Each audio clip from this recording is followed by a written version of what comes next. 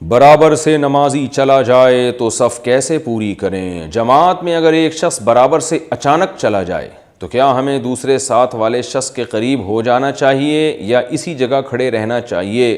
ارشد اللہ صاحب کر سے پوچھتے ہیں، یہ کر پتہ نہیں کہاں ہے۔ تو بھائی دیکھیں، اگر آپ نماز پڑھ رہے ہیں اور آپ کے پڑوس سے نمازی شارٹ ہو جائے، ایک دم اس کے وضو ٹوٹ جائے یا کوئی عذر ہو جائے، تو پچھلی صف والے بندے کو چاہیے وہ آگے آ جائے، اور پھر اس سے پچھلی والی کو صف والے بندے کو چاہیے کہ وہ اس کی جگہ پوری کرے۔ تو اس طرح پیچھے سے بندے آگے پارسل ہوتے رہیں گے اور صف بنتی رہے گی۔ لیکن پیچھے والا اگر نہیں آ رہا آگے تو پھر آپ کو چاہیے کہ تھوڑا سا آپ سائڈ پہ ہو جائیں، اور آپ کے ساتھ جو بندہ کھڑا تھا اس کو بھی چاہیے تھوڑا سا وہ بھی اس طرف کھسک جائے تاکہ صف میں خلا ختم ہو جائے۔ ہندو کی وفات پر سوگ سندیس کھانے کا حکم۔ ہندوستان میں غیر مسلم ہندو جب مر جاتے ہیں تو ان کے گھر سے سوگ سندیس آتا ہے، اس کا گوشت کھانا چاہیے یا نہیں؟ محمد سعید بہار انڈیا سے، صوبہ بہار انڈیا سے۔ بھائی دیکھیں، مذہبی رسومات میں شرکت جائز نہیں ہے۔ میت کے موقع پہ جو رسومات ہوتی ہیں وہ مذہبی ہوتی ہیں، تو اگر وہ کھانا اس موقع پر بھیج رہے ہیں تو آپ اس کو صدقہ کر دیں۔ ویسے بھی گوشت جب کسی غیر مسلم کے گھر سے آئے گا تو پھر اس میں یہ تحقیق بھی کرنی پڑتی ہے، خاص طور پر جب کنٹری بھی غیر مسلم ہو تو پھر یہ بھی تحقیق کرنی پڑتی ہے کہ گوشت حلال طریقے سے ذبح ہوا بھی ہے کہ نہیں ہوا، تو اس لیے آپ کو چاہیے کہ اس سے اجتناب کریں آپ۔ شادی 2 سال بعد ہو تو کیا ایجاب و قبول کر کے نکاح کر سکتے ہیں؟ مریم صاحبہ انڈیا سے پوچھتی ہیں، میری شادی طے ہو چکی ہے، میرے گھر والے 2 سال بعد ہماری شادی کرائیں گے، لیکن ہم دونوں نے آپس میں ایجاب و قبول کر لیا ہے، تو کیا ہمارا نکاح ہو چکا ہے؟ کیونکہ ہم بات کرتے ہیں تو گناہ کا ڈر تھا، اس لیے آپس میں ایجاب و قبول کر لیا ہے۔ دیکھیں، اگر لڑکا لڑکی کا ہم پلہ ہو، کفو ہو، اور 2 گواہوں کی موجودگی میں لڑکی نے ایجاب و قبول کر لیا، گواہ بھی اس ایجاب و قبول کو سن رہے تھے، تو یہ نکاح ہو گیا ہے۔ لیکن ایسا کرنا مناسب ہے یا نہیں؟ تو عام حالات میں تو ایسا کرنا مناسب نہیں ہے، والدین کی پرمیشن کے بغیر اس سے بڑے مسائل کھڑے ہوتے ہیں۔ بعض کنڈیشن ایسی ہوتی ہیں کہ جہاں کیا جا سکتا ہے، تو میں ابھی یہ تو آپ کو مشورہ نہیں دوں گا کہ آپ نے اچھا کام کیا یا برا کام کیا، یہ تو کسی کے حالات جب تک سامنے نہ آئے انسان مشورہ نہیں دے سکتا، لیکن اس کو اپریشیٹ بہرحال نہیں کیا جائے گا، کیونکہ اس میں بعض دفعہ لڑکیوں کو نقصان ہوتا ہے۔ لیکن بہرحال مسئلہ یہ ہے کہ اگر لڑکا آپ کا ہم پلہ اور کفو ہے اور پھر اس طرح سے آپ نے نکاح کر لیا ہے، 2 گواہ بھی سن رہے تھے، تو پھر نکاح ہو گیا ہے۔ گٹار بجانا جائز ہے یا نہیں؟ محمد شاکر۔ جائز نہیں ہے محمد شاکر صاحب، نام کنٹری نہیں لکھا انہوں نے، کہاں سے بات کر رہے ہیں۔ داڑھی کٹی ہوئی ہو تو نماز صحیح ہو جائے گی؟ اگر داڑھی کٹی ہوئی ہو تو پینٹ شرٹ پہن کر نماز ہو جاتی ہے یا نہیں؟ محمد شاکر۔ دوبارہ محمد شاکر صاحب اپنی لوکیشن نہیں بتا رہے، پتہ نہیں گھبرا رہے ہیں یہ۔ بھائی داڑھی کاٹنا یا مونڈنا گناہ کبیرہ ہے۔ نبی صلی اللہ علیہ وسلم نے فرمایا، خالف الیہود والنصارى، یہود و نصارہ کی مخالفت کرو اور داڑھی بڑھاؤ۔ تو اس لیے یہ صحیح حدیث کی مخالفت ہے۔ کوئی ایک صحابی، کوئی ایک پیغمبر آپ نہیں دکھا سکتے جن کی داڑھی چھوٹی ہو یا منڈی ہوئی ہو۔ یہ تو چند سو یعنی 150-200 سال پہلے ایک بدعت شروع ہوئی ہے مسلمانوں میں، اس سے پہلے کوئی اس کا تصور نہیں کر سکتا تھا۔ تغییر خلق اللہ ہے، اللہ کی تخلیق کو بگاڑنا ہے، لہذا یہ کبیرہ گناہ ہے، لیکن نماز بہرحال ہو جاتی ہے۔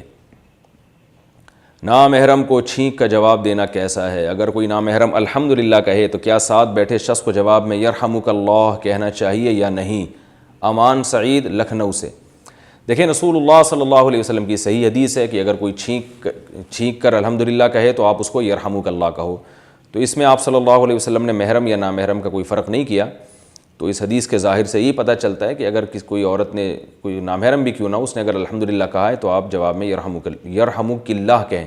عورت کو جب کہا جاتا تو یرحمک اللہ نہیں بلکہ یرحمک اللہ۔ کیا 3D اینیمیشن بنانا جائز ہے؟ میں گرافک ڈیزائنر ہوں، کیا 3D کیریکٹر بنانا اور اسے اینیمیٹ کرنا جائز ہے یا نہیں؟ ظفر صاحب سعودی عرب سے۔ جناب، یہ جو کارٹون بنائے جاتے ہیں یا کردار بنائے جاتے ہیں نا 3D پہ، دیکھیں ایک تو ڈیجیٹل تصویر وہ ہوتی ہے کہ جو اللہ کا بنایا ہوا انسان ہے اسی کو آپ کیمرے کی اسکرین پہ دکھا رہے ہیں۔ اس کے جائز ہونے پر تو کم از کم مجھے بہرحال اطمینان ہے، اور بھی بڑے بڑے علماء کو، کیونکہ اس میں مزاحات لخلق اللہ نہیں ہے، اللہ کی تخلیق کی مشابہت نہیں ہے۔ لیکن جب آپ خود سے ایک تصویر کو کمپیوٹر کی اسکرین پہ ڈیزائن کرتے ہیں تو اس میں ایک گڑبڑ یہ آ رہی ہے کہ یہ تو مزاحات لخلق اللہ، کیونکہ حدیث میں آتا ہے کہ تصویر بنانے والے سے کہا جائے گا قیامت کے دن کہ اس میں روح پھونکو، تو اس لیے کہ تم نے اللہ کی نقل اتاری ہے تو اب اس میں جان بھی ڈالو.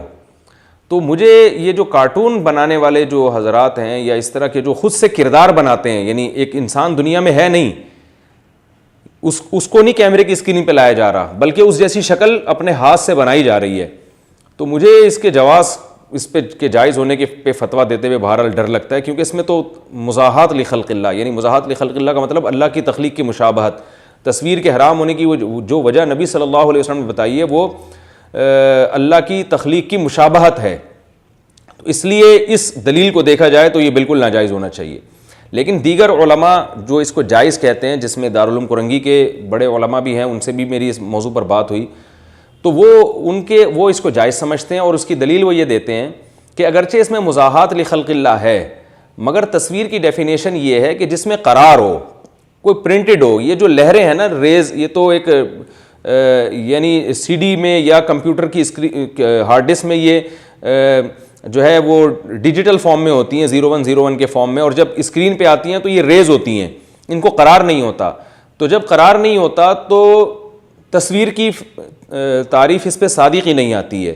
تو صرف مزاحات لخلق اللہ ہونا کافی نہیں ہے, بلکہ مزاحات لخلق اللہ جو تصویر کے ساتھ ہو, یعنی تصویر بھی ہو اور پھر مزاحات لخلق اللہ ہو.